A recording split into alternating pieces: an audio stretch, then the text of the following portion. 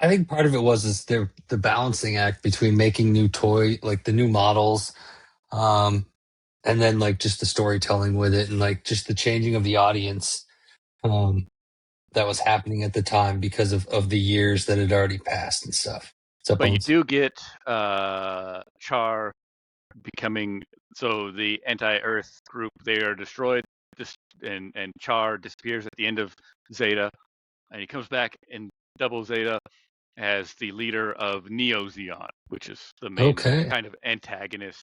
By this point in the story too, there's also like there's like Earth Federation and the Zeon, and there's like other tertiary organizations that are doing a lot of stuff. So there's a lot more going on. Sometimes they are like fighting each other, and somebody else shows up, and they're like, "We're gonna kill them instead," or you know, there's just like a lot of conflict happening.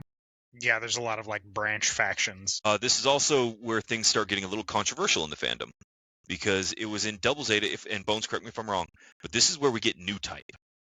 No. New type is from the beginning. You have new type Is that from the all the very way beginning. from the beginning? Yeah. All right.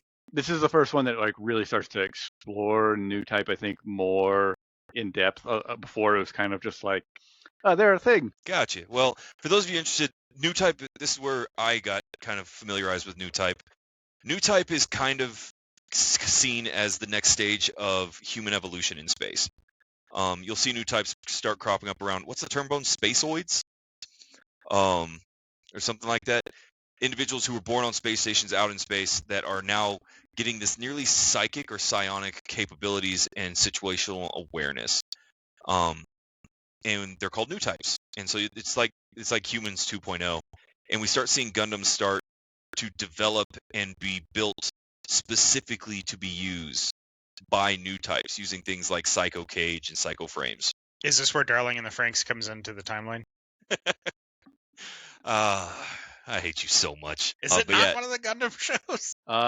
Michael asked, was Amaru new type?